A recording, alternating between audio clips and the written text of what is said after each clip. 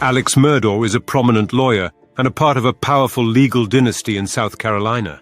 3 generations named Randolph Murdaugh served consecutively as the circuit solicitor, which is the chief prosecutor for state criminal cases in General Sessions Court within their jurisdiction. They're structurally different from a district attorney, but they function the same, the court solicitor having a little more regional influence, being tied to a judicial circuit rather than tied to a county. The 14th Judicial District oversees Allendale, Colleton, Hampton, Beaufort, and Jasper counties. It is the only judicial circuit in the state to cover 5 counties. According to reports, the justice system of the 14th District was regarded as rigged, and local attorneys would make a motion to settle a case rather than go to trial there. The family's influence led locals to call the 5-county district Murdaugh Country.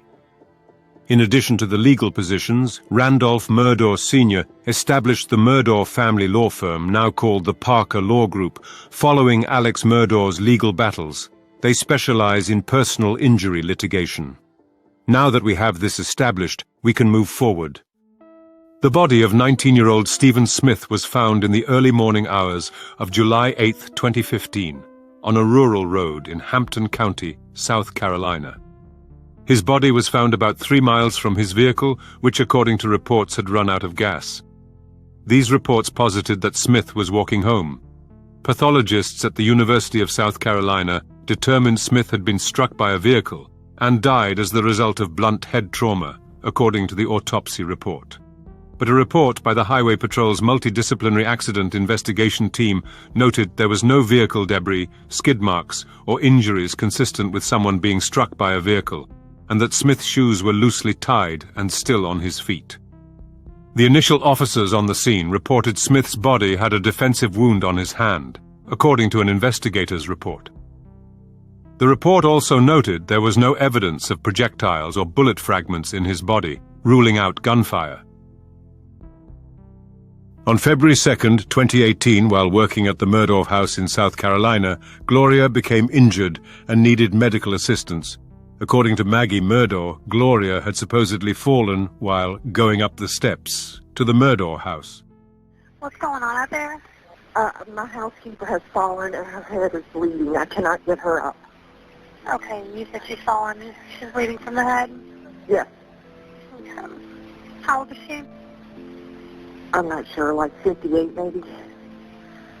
Do you know if she fell from standing or not? No. No.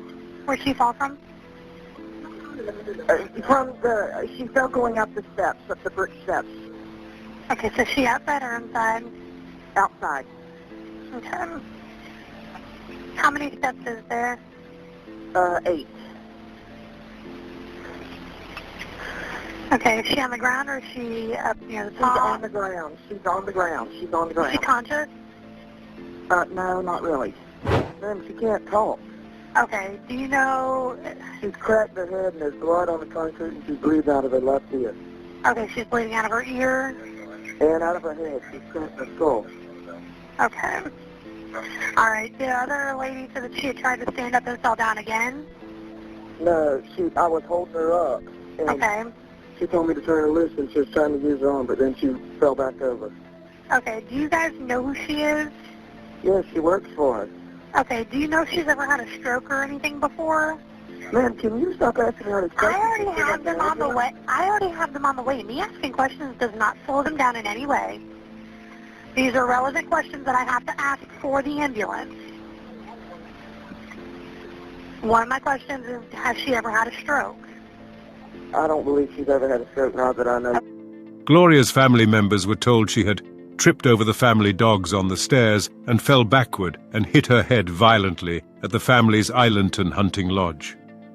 After spending weeks in the hospital, Gloria Satterfield, housekeeper for the Murdaughs for the past 20 years, would die after suffering a stroke and going into cardiac arrest on February 26, 2018.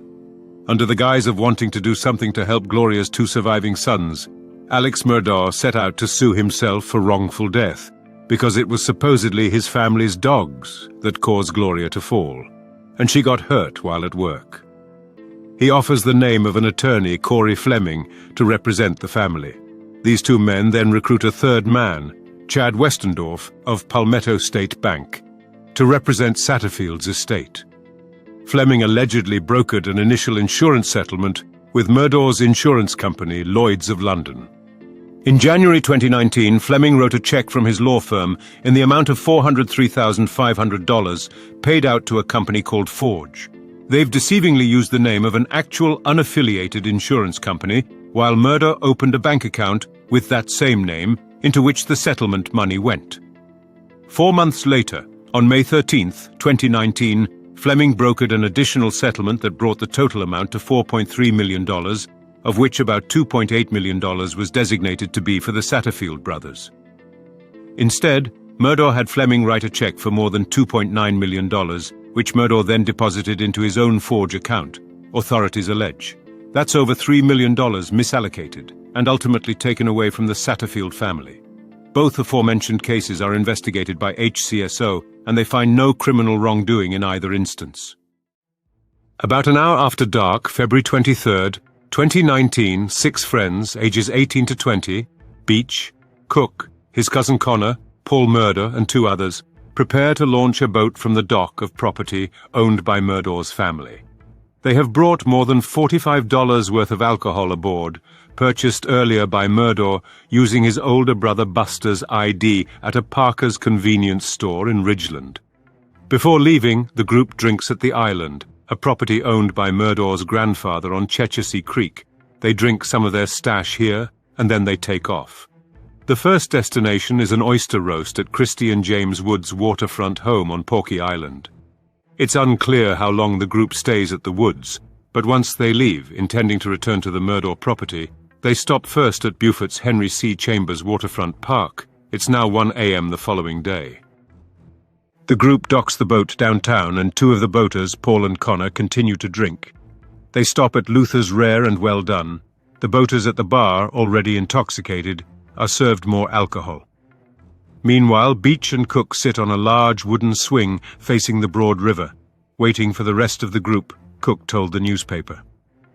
The boaters, he recalled, leave downtown Beaufort about 2 a.m. Murdaugh is driving, Cook told police. The 2 of them argue, Cook said, because Murdaugh is too intoxicated to drive. The boat slams into the bridge piling. Cook, now unconscious, is thrown in the water at the bank of Archer's Creek. When the young man regains consciousness, his girlfriend, Mallory, is no longer in his arms. He swims to a piling and screams for her. Another boater screams from the opposite bank. Cook swims there, looking for Beach. She has vanished. An ambulance confirms it is transporting 3 patients, including Murdaugh, to the hospital. Murdaugh becomes uncooperative and almost aggressive toward EMS personnel. A deputy rides in the ambulance to ensure everyone's safety. Anthony Cook, Beach's boyfriend, remains at the scene. He refuses to go to the hospital. Several hours after the crash, Paul Murdaugh's blood alcohol content was 0.24, 3 times the legal limit. Mallory's body would be found March 3, 2019. Paul Murdaugh was charged with 3 felony counts on April 18, 2019, including boating under the influence, including causing the death of Mallory Beach and seriously injuring 2 other passengers. He pleaded not guilty and was released on bond. From the outside, things have gone back to normal for the Murdaugh family, but it was a fleeting facade.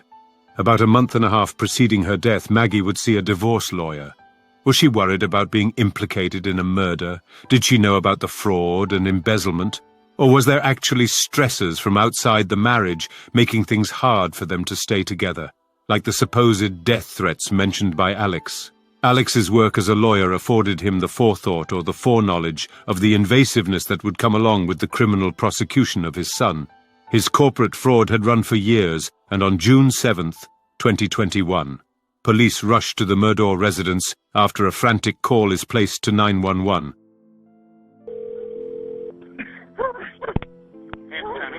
What's your emergency? This is Alex Murdaugh at 4147 Moselle Road. I need the police to answer immediately. My wife and child are shot badly. Okay, you said 4147 Moselle Road in Allison? Sir? You said 4147 Moselle Road in Allison? Yes, sir. 4147 Moselle Road. Stay on the line with me, okay? Yes, sir. Stay on the line with me, okay?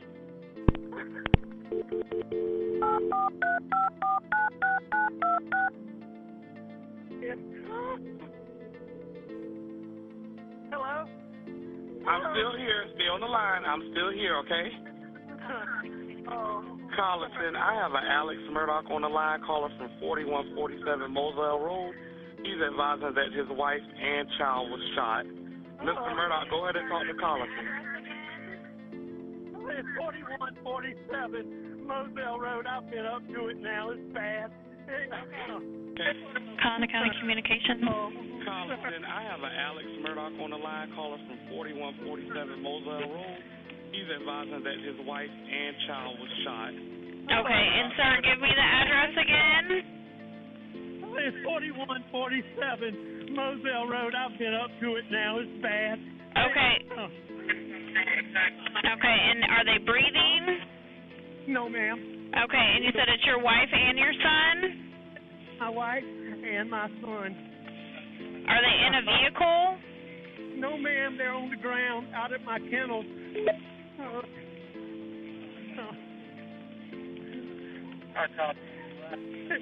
Okay, and did you see anyone? Okay, is he breathing at all?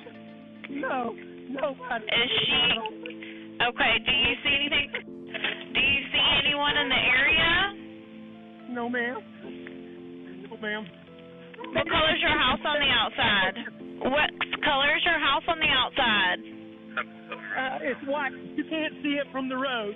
Okay, is it a house or a mobile home? It's a house. Okay, and what is your name? My name is Alex Murdaugh. Okay, and did you hear anything, or did you come home and find them? No, ma'am. I've been gone. I just came back. Okay, and was anyone else supposed to be at your house? No, ma'am.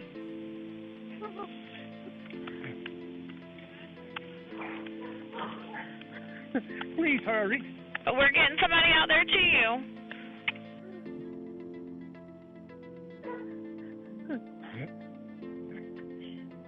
Oh. Man.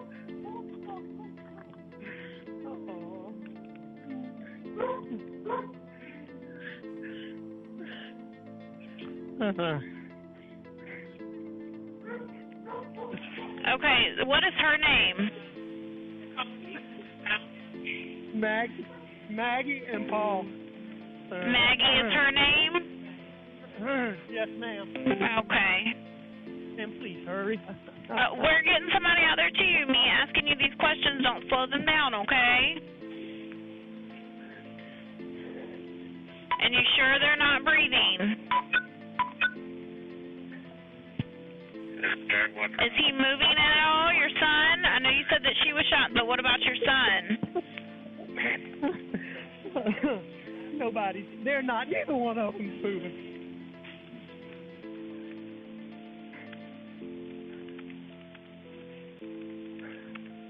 What is your telephone number? And does anything look out of place? Ma'am, not particularly, really, no, ma'am. Okay. Okay.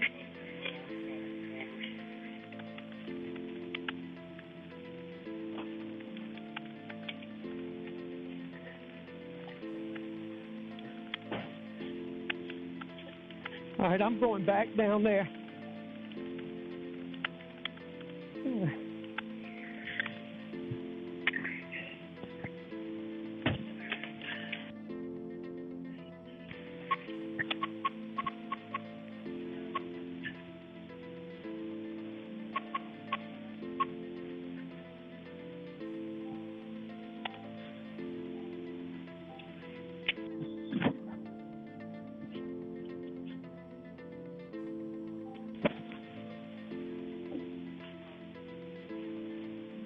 Are they close, ma'am? Yeah, they've been en route with you ever since you've got on the phone with me. I have multiple people coming out there to you.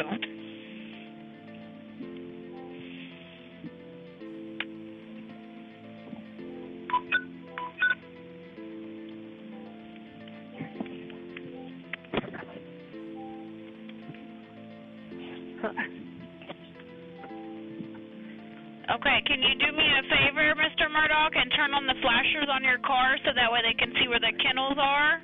21. Going down to 618. 615.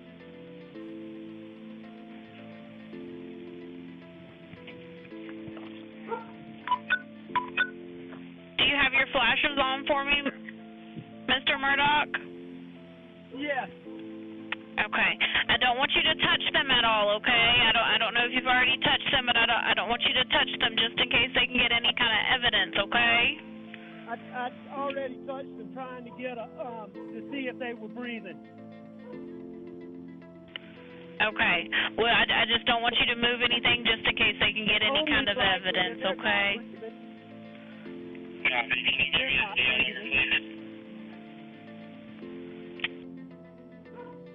Oh.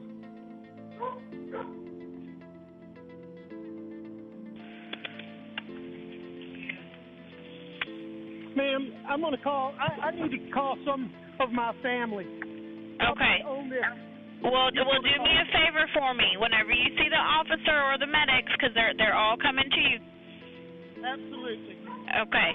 But we have them come in, turn on the flashes on your vehicle so they can see you, okay? You got the flashers on for me? I do. Okay. All right. Just whenever you see them. Okay. How old is your son? 22. Okay. All right. We're getting them out there to you, okay? And I will answer if you call. All right. 4147 Moselle Road. So, it's on scene on Moselle.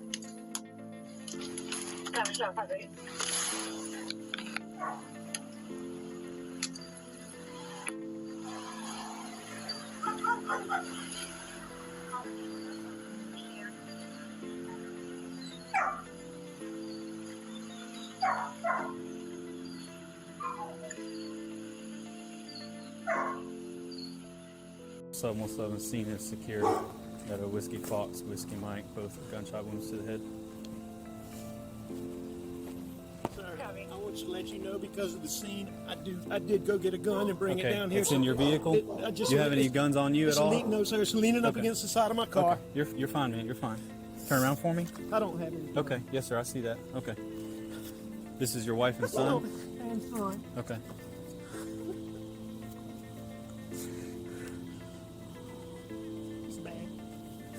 It's bad. Check the pulses. Yes, sir.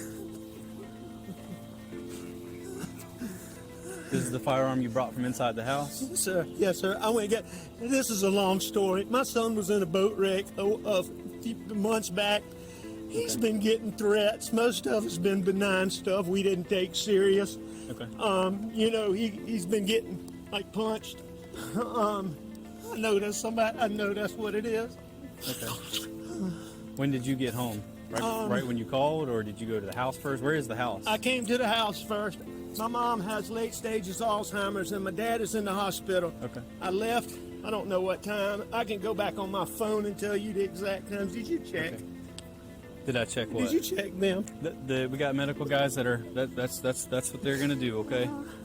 What are they doing? Can they hurry? They are. Yes, sir. That gentleman that was out here already. He's one of the battalion chiefs. Okay.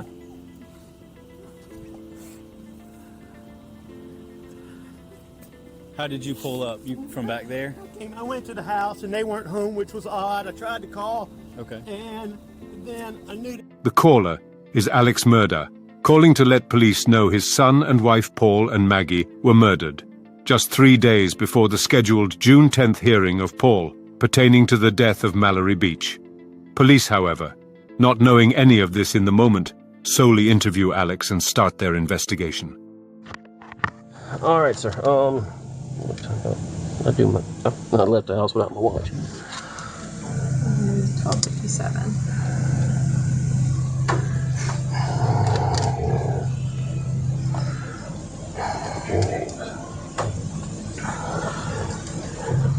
All right, Mr. Murdaugh, just state your full name for me, please. Richard Alexander Murdaugh.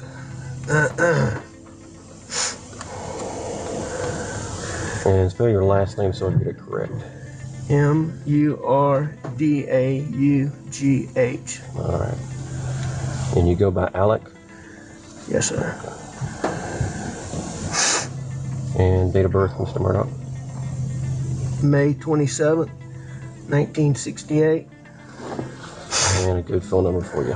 803-942-1227. All right, sir. And sir, what was your name? Yeah, Danny Henderson. Okay.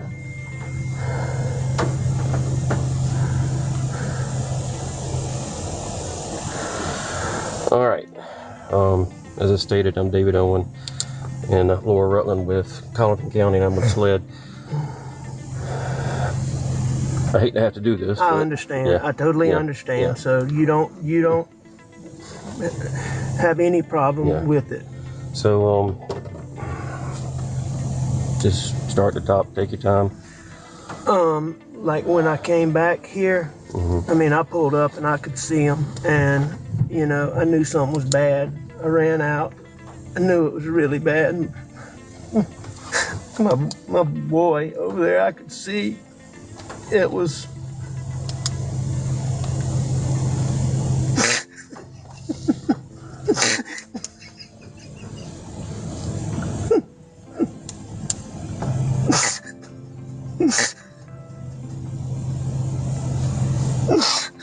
Sorry.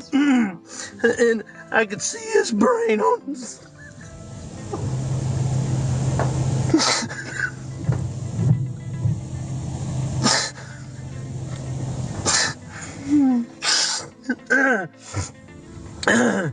And I ran over to Maggie, and actually, I think I tried to turn Paul over first. You know, I tried to turn him over, and I don't know, I figured it out. His cell phone popped out of his pocket. I started to try to do something with it, thinking maybe, but then I put it back down really quickly. Then I went to my wife, and I mean, I could see.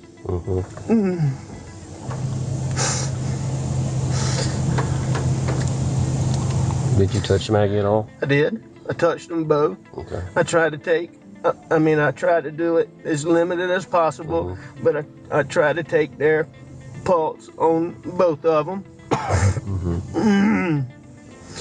And, you know, I called 911 pretty much right away, and she was very good.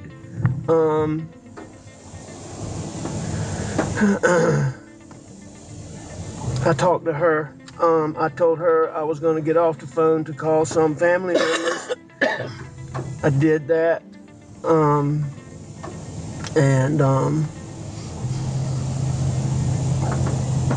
What family members did you call? I called my brother Randy, and I called my brother John.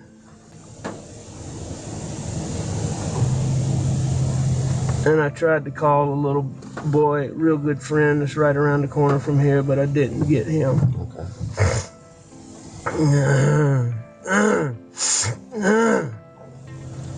What all was around Paul when you walked up? Blood. Anything else?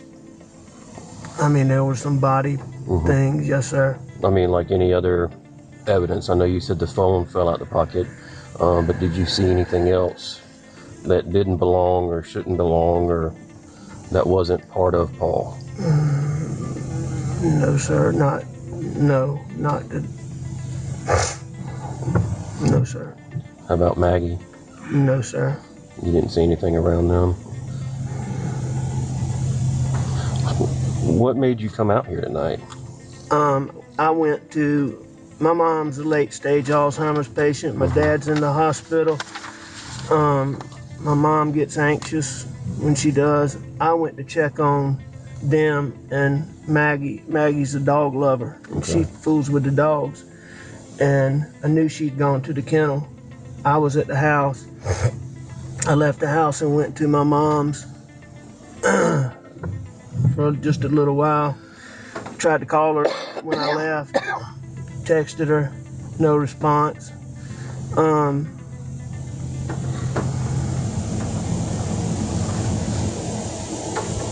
When I got back to the house was obviously nobody was in there, so I figured they're still up here fooling around. Paul was gonna be getting set up to plant. Our sunflower seeds got sprayed and died, and he was refiguring to plant the sunflower seeds. Okay. So I came back up here and I drove up and saw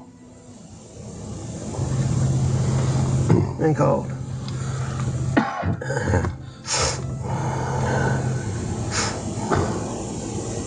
Had Maggie and Paul been arguing over anything? No. What was their relationship like? Wonderful. Wonderful. How about yours and Maggie's? Wonderful. I mean, I'm sure we had little things here and there, but we had a wonderful marriage, wonderful relationship. And yours and Paul's relationship? As good as it could be. How old is Paul? 22. Okay. You know his date of birth? I do. April 11th, 96 is his brother's. April 14th, 99 is Paul's. How about, what's Maggie's full name? Margaret Brandstetter Murdaugh. And her date of birth, sir? September 15th, 1968.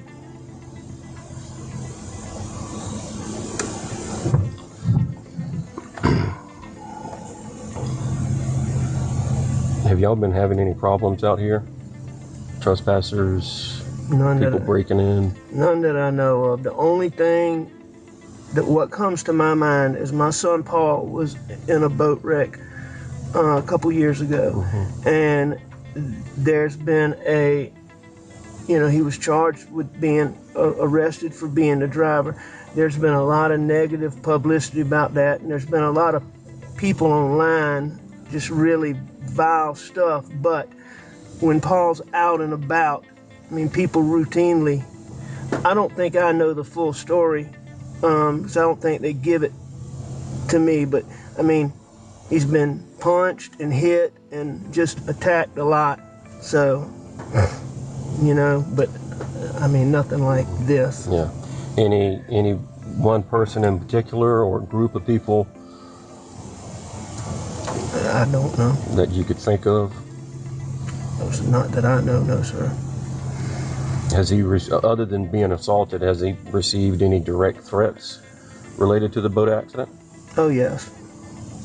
All the time he gets recently? Threats. Yes, sir. I mean, he gets them all the time. Okay. He gets them all the time. What kind of, I'm gonna kick your ass, I've never been privy firsthand, Is that through social media or? No, ma'am. It's mostly like if he goes out places is what he goes out like somewhere. He's in college, so if he goes out is what I understand. And I can find out better details from some of his younger friends on that. Who's his best friend? His best friend in Colombia is After gathering more information, investigators speak to Alex a couple months later. They have questions that need answers. It was brutal at my house last week. The air conditioning went out. Oh, goodness gracious. More, you spell your name with 2 M's or one?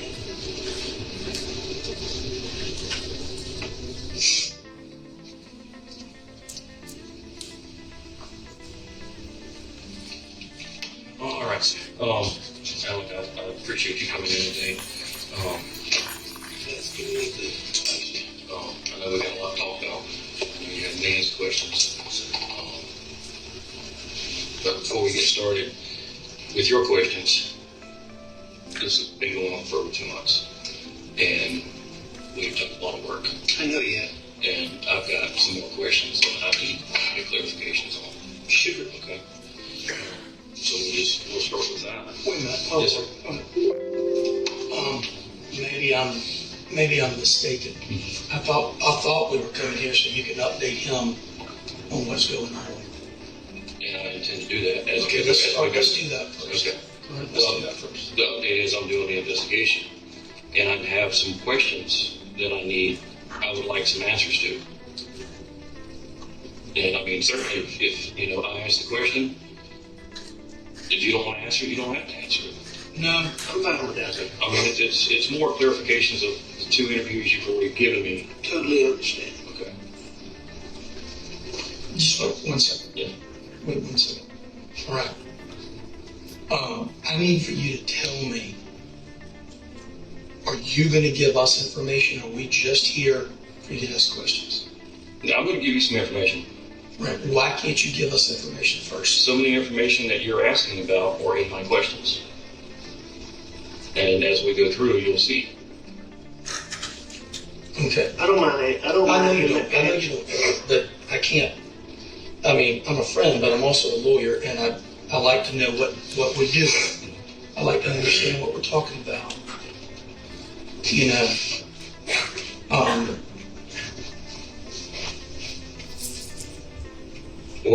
need you to answer this question. Are you asking him questions to further your investigation, or are you asking him questions because you think that he's a suspect?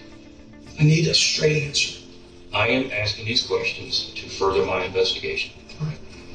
Does that mean that you're not asking him these questions as a suspect? Because Go ahead. Say it. Because I'm not comfortable with you asking him questions as a suspect when I came here with the thought that you were going to be telling him where you are in the investigation, what it is you've done, seen, uncovered, whatever. That's why we came here. Well, let me respond to your question. Yeah. It may not be a direct answer that you're looking for. Mm-hmm. And I've told Alec this when we first met. Any homicide investigation, you start with the closest person and or the person who found the deceased. Both cases, that's Alec. Everybody stays in that investigation until we can get them out. And right now, because of the questions that I have that I need explanations for, I cannot get Alec out. Okay. That's a reasonable statement. I don't have any problem with that statement. That's fine. I don't read it, but everybody in the United States of America has an opinion on this case. And because I know everybody, I know it's a bunch of bullshit. I can't imagine that y'all are going to be asking about nonsense in the internet. No. No. I mean, just like you, I'm aware of what's out there. Yeah. I have not read every article. I don't care to read every article because they're not doing the investigation. That's right. I am. That's right. That's right.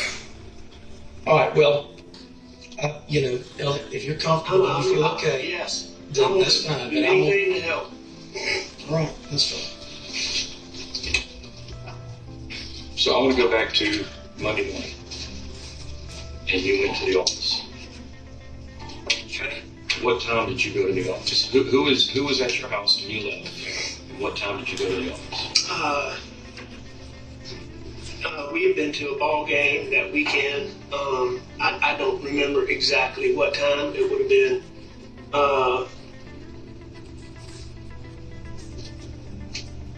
somewhere between 8:30 and 9:30, probably 10 o'clock maybe at the latest. Okay.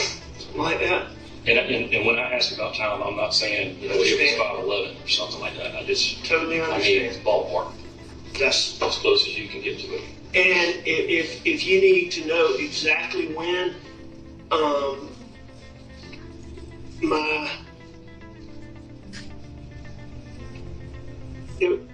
there would be a keypad that will tell when exactly I went in my office. Okay.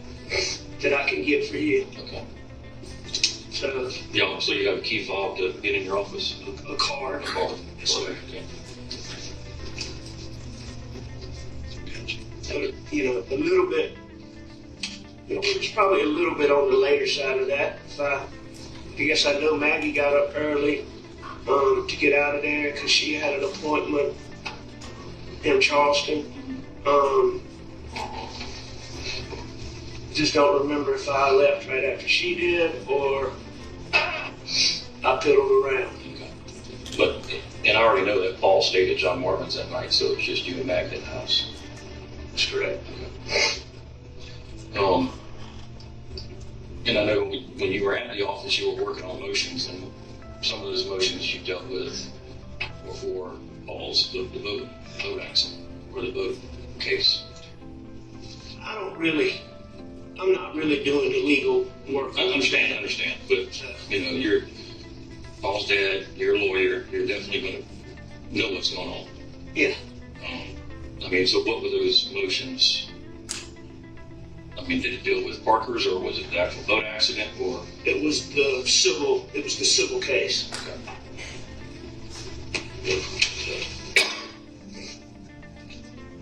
What time did you leave and get home? Earlier than normal. I'd say 5:30. So you left the office? Yes, sir. Okay. What time did Paul get home that night? Me and Paul got there about the same time. Okay. Maybe he was a little bit later than me, or maybe a little bit earlier than me, but it was close to the same time. Okay. And y'all rode around the farm. I believe you said 2 different trucks, or 2 different vehicles. Sir. What were those 2 different vehicles? We rode in the white pickup truck, and we rode in the black pickup truck. And either one of those, did you see any long guns? Take your time. It's okay.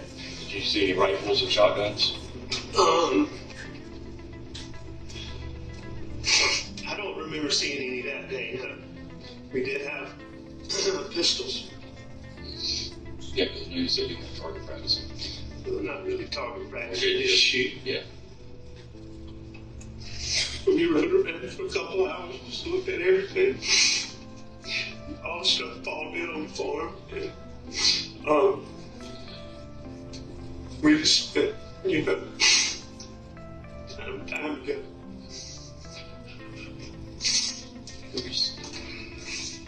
I'm sorry.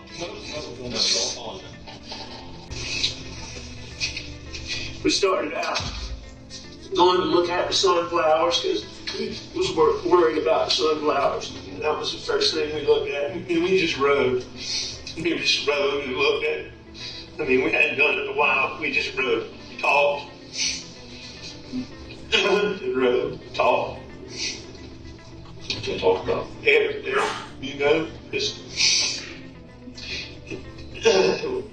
one of the main things, he'd been having trouble, his feet had swelled up, and we were worried about blood pressure and stress on him. And I mean, he handled all this stuff so amazingly, but I mean, we were just so worried about it.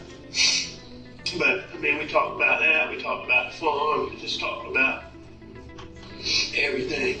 Has Paul been seeing a doctor for this feet? No, sir. So y'all trying to get him to go? Trying to get him to go. He was resistant? Yeah, he had been resistant, but much less so after his feet swelled up. I mean, he'd been having all kind of little problems, but much less after his feet swelled up. As parents, I'm sure you and Maggie stayed on him about going. How did he respond to you? To going out? No, going to the doctor. He did. When y'all talked about it. He's very resistant. Very, very resistant. I mean, we talked to him about seeing a doctor, about the stresses of everything with the boat wreck. He didn't think he needed to do that. I mean, we tried to watch him really closely. But he was resistant. What time did Maggie get back home that night? Later.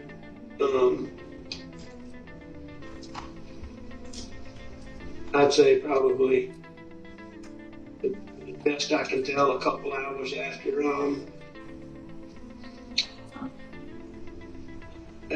us, after we got there. When you and Paul returned back to the house, was Maggie there? I can't remember if Maggie came by the shed and Paul and I were up there, or if we met her at the house. But, you know, it's not unusual for her, if we're messing around, for her to swing through up there. Mm-hmm.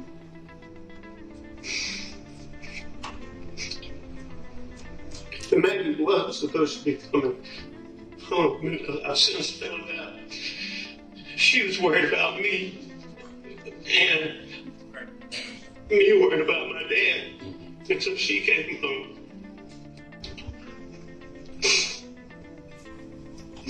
Where was she going to stay that night? At Edisto. We were having work done down there. And I wasn't 100%, but it's pretty well she was going to stay at Edisto. So what kind of surprised you that she came back? That didn't totally surprise me. She'd let me know earlier that she was coming home. But then I found out later why she came home. She was concerned for you. Sure. What time did y'all sit down and eat dinner? Not too long after that. Blanca had made dinner. And so the three of us ate dinner together. What was the conversation around the dinner table? No. Regular stuff. I mean, I can't tell you exactly, but... How was Maggie's appointment in Charleston that day? I think it had gone good. We didn't really get the chance to talk about it in detail. She's been having a couple little medical issues. I can't even remember which one. It wasn't anything huge. I can't remember exactly which one she went for.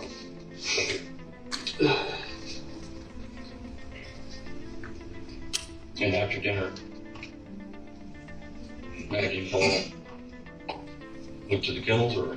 You know, I don't know exactly how that went. I stayed on the couch and I dozed off.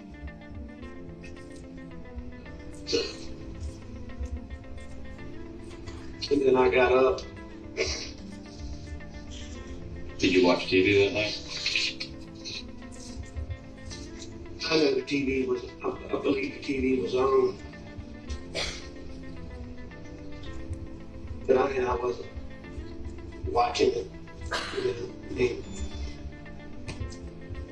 Stop right there, please. I'm not going to repeat that. There is a video on Paul's phone of you and him on the farm that night. And you were in khaki pants and a dress shirt. You were playing with a tree. I don't remember playing with a tree. Yeah. I guess there was a tree sapling or something that had fallen over or bending over, and you were trying to get it to stand up. But I mean, the question in that is, when I met you that night, you were in shorts and a t-shirt. At what point in that evening did you change clothes? I'm not sure. It would have been... Before dinner or after dinner? No, it would have been... What time of day was that? I would have thought I'd already changed. There's not a time, but I want to say it looks to be about dusk. So that would have been 7:30, 8 o'clock. I guess I changed when I got back to the house.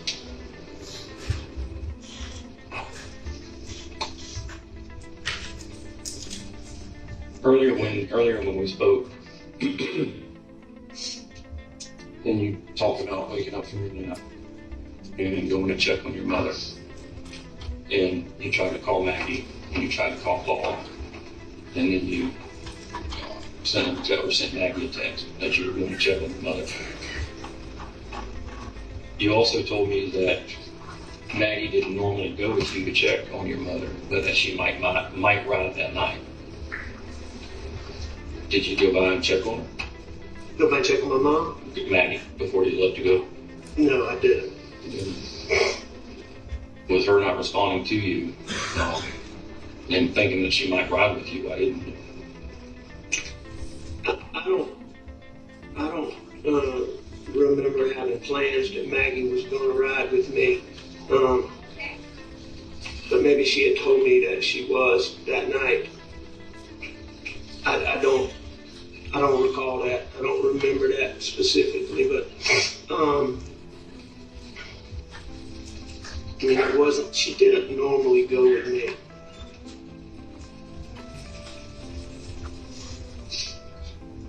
I mean, it's not like we had plans that she was going to ride with me, or that she was going.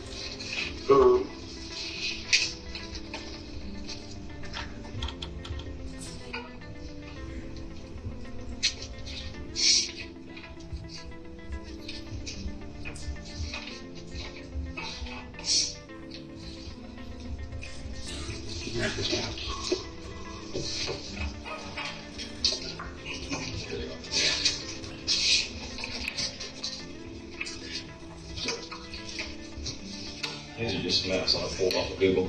Okay.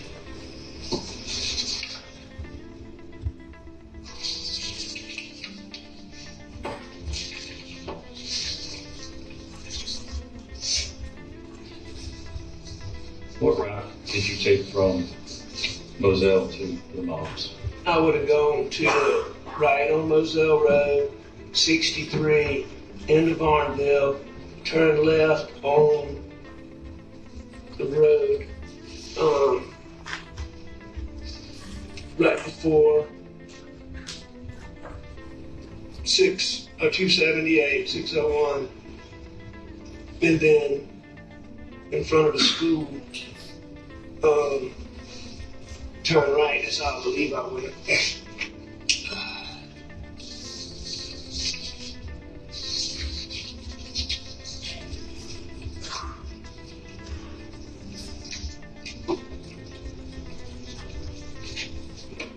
Sure. Right on Moselle to 63. Sure, right on Moselle. Yeah. Normal way, right on Moselle to Dobson Road. Okay. Dobson Road to 63. 63 into Barnville. Left on whatever the road is that goes to the school. Right. And then either 63 or left on the road that goes down, and then on 63.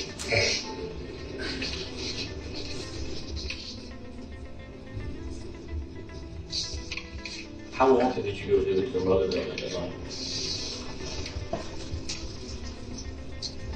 I mean, it wasn't infrequent. It wasn't all the time. I mean, visited her, all times a day.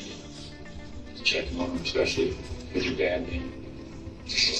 She'd been having a particularly, she's got Alzheimer's really bad, or pretty bad.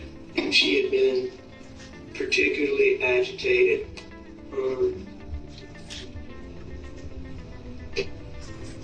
With him not being there, and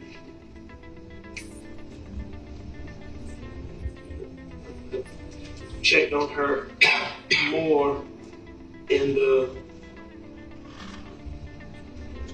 days and weeks following my dad's passing than, otherwise, but several times a week, any time. How long would you say you were at your mom's that night? 45 minutes, an hour. And you had to go back home to make any stops on the way? way there? On the way to your mom's work on the return trip back home. Stops. No, I didn't go anywhere. I went straight there. I did. No, sir. I mean, earlier in the day when you were down at that shed in the kennels with Paul, did y'all discuss any injuries to any dogs? Did he and I? No, but Rogan Gibson told me about the dog's tail. And somebody saying his leg was broken. Stop it. Which one's his dog? September 4th, 2021. Murdaugh was shot in the head on a roadway. He suffers a superficial wound and survives.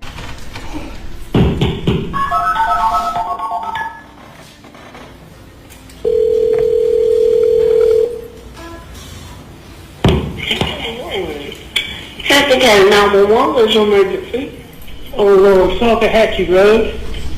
Okay, what's the address on Salkahatchee Road? I'm by the church. What church? What church are you talking about? I don't know the name of it with the red roof. Okay, what in the Salkahatchee Road? Because I don't know what you're talking about. At the Hampton County side. Okay, what's going on?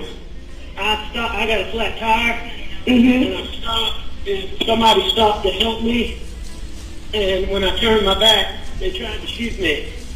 Oh, okay, were you shot? Yeah, but I'm okay. You shot where? Where were you shot at? Huh? Did they actually shoot you or they tried to shoot you? They shot me, but... okay, wait, you need EMS? Well, I mean, yes, I can't drive. Okay. And I'm bleeding a lot. What part of your body? I'm not sure. It's somewhere on my head. Your head? Somebody just stopped for me, ma'am. For 911. Okay. Still? Hey. Okay, let me speak to him, see if he can tell me exactly where you are. Later that month, he turned himself in after admitting he asked a former client to kill him during a fake car breakdown so Murdaugh's oldest son, Buster, could get an insurance payout, police said. September 16th, 2021. Alex Murdaugh has been arrested on charges of insurance fraud, conspiracy to commit insurance fraud, and filing a false police report.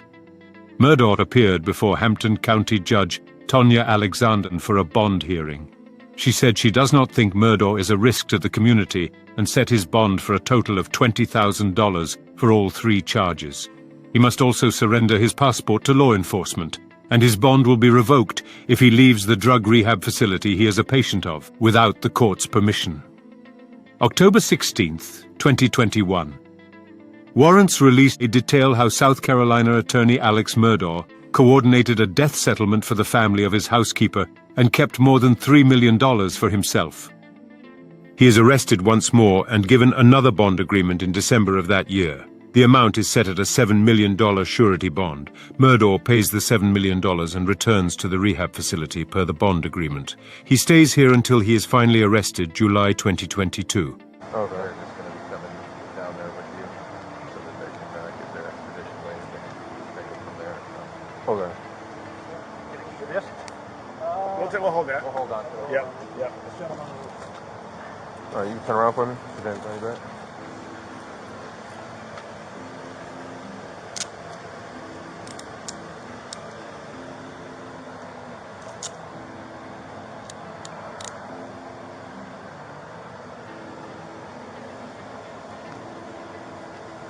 You got enough space? Yes, sir. That's fine. All right. Call up to the patrol vehicle. You don't have anything, any kind of weapons contraband on you? I have some chapstick and some tobacco. All right, you can separate your feet.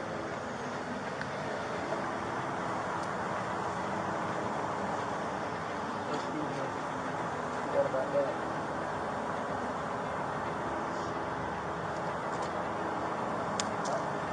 Sorry about that. Any chance I can keep that?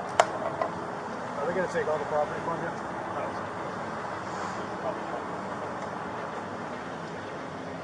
We'll hang on to it, Alan.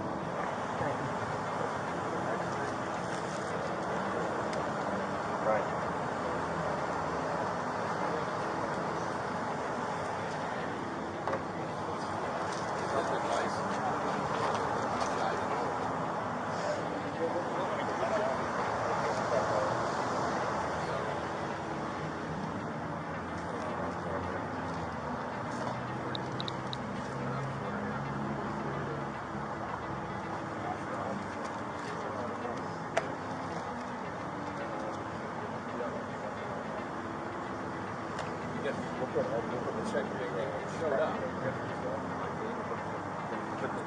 And I don't think they'll take prescription meds.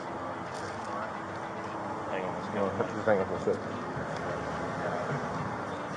20, 30, 6, 7, 8, 39. All right, you go ahead and have a seat. Sir? You can go ahead and have a seat inside the vehicle. You probably turn your back in. It's probably easier to turn your back in like this. All right, thank you. You're pretty long. Well, this is obviously the first one. And if you want to slide back, it's like I said, you're pretty long, and this is small. Oh, so sit long ways? Yeah.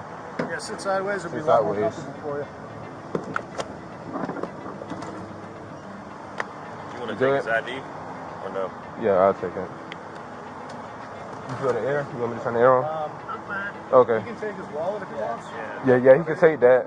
Commissary? Yeah. All the scripts, they're not going to take that. Does he want that to go back in his bag inside? Alex Murdaugh takes the stand at trial. Lead prosecutor Creighton Waters presses Alex for answers once and for all. No. Yeah, well, I get that. And I left. Are these also convenient facts in your new story that have to fit with the timeline now that that evidence has been thrown in your face? No, sir. Does that sound like real life to you, that you jet down there and jet back, Mr. Murdaugh? Mr. Waters, as I just told you, I didn't get on my golf cart and jet down there. I didn't jet back. The reason why you have to be so fuzzy about these details. Mr. Waters, hang on. Just answer before another question is presented. Yes, sir. I'm answering your question. Just a moment. Are you responding to the last question? Yes, sir. I'm responding to your question, and you're using words that I'm not using. And that's your Do you categorization. agree I'm entitled to ask my questions to you, sir? Absolutely. Okay. And I'm going to answer them. All I'm saying is I'm taking issue with the manner in which you're changing what I'm saying. So you disagree this is a new story? You disagree with that characterization? Yes. This is the first time that this is being told openly. And you disagree to my characterization that you've got a photographic memory about the details that have to fit now that you know these facts, but you're fuzzy on the other stuff that complicates that. You disagree with that? I do disagree with that. I think that I think that I have a good memory about a lot of things on this. How about this? We got the Kimmel video ending at 8:45:45. So just to take care of the chicken, put it up. I was going to say 8:47, but somewhere around there. I think you said somewhere around there. Is that fair? Just to do whatever you need to do and get on that cart before you head back. The kennel video ended at 8:45? In 45 seconds. 8:46. It certainly could have been 8:47 before I left out of there. Okay. I think it was sooner than that, but it could have been. All right, that's 60 seconds. 75 seconds, correct? After it ends. If it ends at 8:45 and 45 seconds, it's a minute and 15 seconds. You characterized it yesterday as I got out of there, right? That is exactly what I did. Right. So if we're at 8:47, I think you said, giving you the benefit of the doubt, it's 2 minutes to get up back to the house, correct? Approximately. All right. And when you got back to the house, where'd you park the golf cart? Same place I'd gotten it from, right where Mark Ball testified that it was. All right. And what door did you go in? I would have gone in the front door. And if you left around 8:47, and it took about 2 minutes to get up to the house, what time would that make it, Mr. Murdaugh?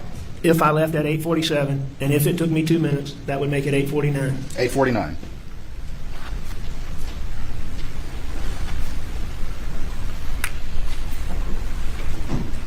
And you testified you went inside, and the TV's on, right? I did go inside, and the TV was on. Okay. And you laid down, is that right? I did. All right. Before you said you'd been napping for an hour or so, or napping that entire time, and now you laid down on the couch? That's correct. All right. And Maybe dozed for a second? Maybe. According to your new story? How long did you doze? If I dozed, extremely short time. Extremely short time? Because you would agree with me that at 9:02, you're up and moving, according to the data. I agree that according to that data, my phone's recording steps at whatever time it is, 9:02 something. How long did it take you, if you were at the house at 8:49, how long before you went and laid on the couch? I would have gone straight to the couch, probably. I may have gone by the sink, or I may have gotten a spit cup, but it would have been basically straight to the couch. Straight to the couch? Yes, sir. And you're telling this jury that that's what happened, and you were back at the house at 8:49, and you lay down on the couch and dozed for a second, and then you were up with more steps in a shorter time period than you had done all day. Well, I mean, your number is 8:49. What I'm telling this jury is that I went down there, and when I took that chicken from Bubba, I would have said something to Mags. I got back on that golf cart, and I drove back to my house. After getting back to my house, I went inside, and in short order, I went to the couch. That's what I'm telling this jury. Did you go anywhere else in the house? Mr. Waters, I can't tell you specifically about that. I don't think so, but I may have. Did you have that tan blackout and a 12-gauge shotgun on that golf cart when you drove down there? No. You didn't? No. Did you see them when you were down there? No. No. So we got you back around 8:49, and you're leaving at 9:02, correct? And you didn't see any weapons down there. You just happened to be back there. You didn't hear anything at all. Did you hear anything at all, Mr. Murdaugh, during that time period? No, I did not. You didn't? Didn't you tell law enforcement that you thought you heard them pull up? Didn't you tell law enforcement that? I did think they had pulled up. All right, so that was that. You did think that? Yes. All right. So now you're saying there was a car pulling up? No. You didn't testify to that yesterday, did you, in your new version of events? That no, I don't. Truck? Mr. Waters, I don't believe there was a car pulling up. Okay. But that's what you told law enforcement, didn't you? No, I told law enforcement that I thought they had pulled up. Okay. All right. But you're saying you couldn't hear blackout shots, supposedly, but you could hear that, correct? I didn't say I couldn't hear blackout shots, but I'm saying that I thought when I got up from taking a nap, if I took a nap, but when I got up from laying down, as I was getting ready to go to my mom's, there was a point in time where I thought Maggie and Paul had come back.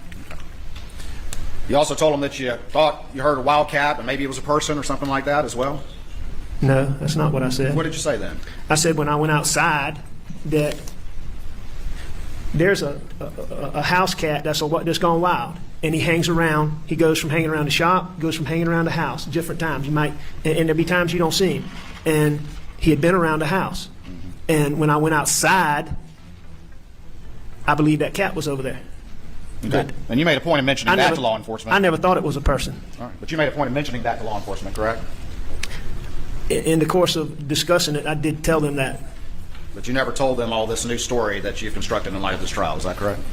I did not tell them that I went to the kennel. I lied about that. And at the same time, you also looked at this jury and tried to tell them that you had been cooperative in this investigation. Other than lying to them about going to the kennel, I was cooperative in every aspect of this investigation. Very cooperative, except for maybe the most important fact of all, that you were at the murder scene with the victims just minutes before they died. Right? I did not tell them that I went to the kennel. We'll take a break at this time for about 15 minutes, talking to the jury. Please go to the jury room. Please not discuss the case. In order. When you picked up that chicken, was there any blood on it? I don't believe so. Did you wash your hands or all? At that point in time, I don't believe that I did. And when you say you were there, you said Maggie was nearby you. Is that correct? Right by me. Was she messing with the hose at all? At that time, no, she was not. Did she mess with it the entire time that you were there, according to your new facts today? While I was there, she did not touch. She was not fooling with a hose at all. Ultimately, Alex Murdaugh is found guilty for the double murder of his wife and son. Yes, sir, it is. All right, if you will pass it up to the clerk, who will pass it to me. And you may be seated.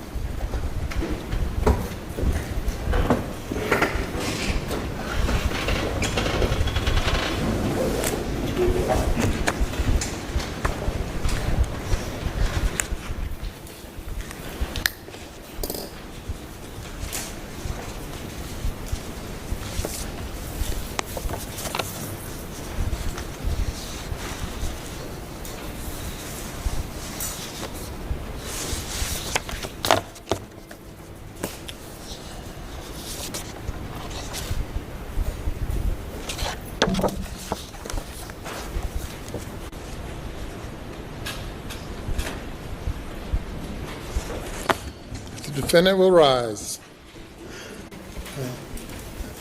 Madam Clerk, you may publish the verdict starting with the back, not with the, let's see, I'll tell you again.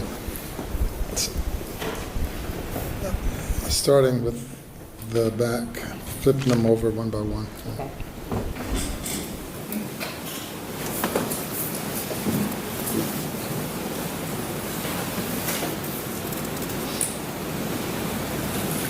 State of South Carolina versus. Docket number 2022 GS 15-00592, the State of South Carolina, County of Colleton, in the Court of General Sessions. Docket number 2022 GS 15-00595, the State of South Carolina, County of Colleton, Court of General Sessions, July term 2022. The State versus Richard Alexander Murdaugh, defendant. Indictment for possession of a weapon during the commission of a violent crime.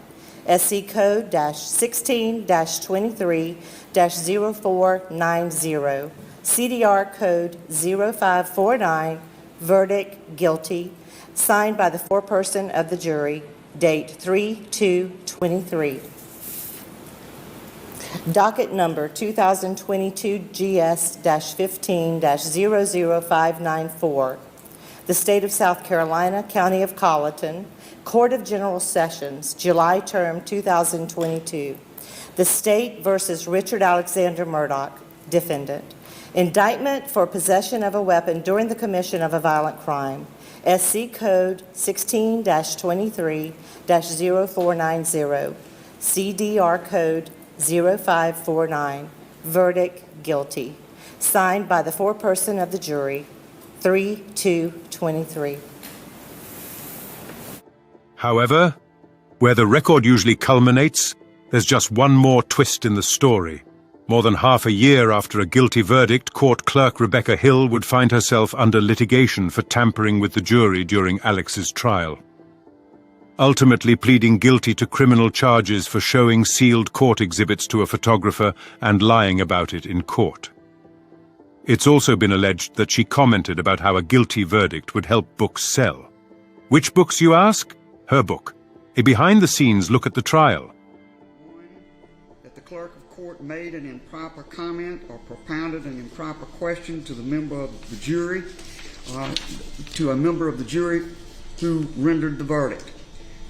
2, defendant must further show that Ms. Hill's improper comment or question actually influenced the juror's verdict, citing State v. Green, State v. Aldrett, and other opinions of our Supreme Court and other authorities.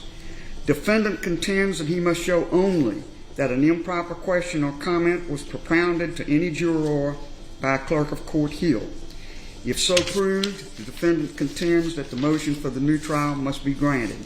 Defendant relies on United States v. Rimmer and many other cases. My ruling is this. On the law, the defendant has the burden of proving both the fact of the improper comment or question by the Clerk of Court, Rebecca Hill, to a juror or jurors, and 2, prejudice suffered by the defendant, specifically that the Hill improper comments to the juror or jurors influenced the juror to vote to convict defendant Murdaugh. The facts. Did Clerk of Court Hill make comments to any juror which expressed her opinion of what the verdict would be? Ms. Hill denies A, and so the question becomes, was her denial credible? I find that the Clerk of Court is not completely credible as a witness. Ms. Hill was attracted by the siren call of celebrity. She wanted to write a book about the trial and expressed that as early as November 2022, long before the trial began. She denies that this is so, but I find that she stated to the Clerk of Court, Rhonda McElveen, and others, her desire for a guilty verdict because it would sell books. She made comments about Murdaugh's demeanor as he testified, and she made some of those comments before he testified to at least one and maybe more jurors. Did Clerk of Court Hill's comments have any impact on the verdict of the jury? I find that the answer to this question is no. Each member of this jury took their involuntary assignment very seriously. They obeyed the instructions of the court. They obeyed their oath. These good and decent citizens of Colleton County stood to their duty and rendered their verdict without fear or favor. It was a difficult task. 11 of the jurors very unconditionally said they either heard no comment, or if they heard a comment, it had no effect. One juror was ambivalent in her testimony. She was then examined on her previous affidavit, in which she said the effect, if any, that she had was pressure she felt from other jurors. The cases are myriad that pressure from fellow jurors is a part of the normal give and take of jury deliberations. The court is not to inquire in any way about what is said in those deliberations. But the juror, who was somewhat ambivalent, said on her oath at the time of trial twice, and said on her oath before me in these proceedings that she stood to her oath. The Clerk of Court allowed public attention of the moment to overcome her duty. I have read the entire transcript of this lengthy trial, not an easy task. I have studied in detail all of the authorities cited. I have independently researched the case law, learned treatises, and scholarly articles on the subject. Although there is certainly a split in the federal circuits and in the states on the standard of review, I simply do not believe that the authority of our South Carolina Supreme Court requires a new trial in a very lengthy trial such as this on the strength of some fleeting and foolish comments by a publicity-influenced clerk of court. This is a matter within the discretion of the trial judge, and I am the trial judge at this moment. I do not feel that I abuse my discretion when I find the defendant's motion for a new trial on the factual record before me must be denied, and it is so ordered. I will file a fuller order. Even with this new information, there will be no new trial for Alex. He's serving double life plus 40 years in a maximum security South Carolina prison. He was also ordered to pay over $8.5 million in restitutions to the victims of his financial crimes. This has been a presentation by Criminal Aperture. If you enjoy the content, consider subscribing. Stay sharp, stay aware, fuck ICE, and have a great day.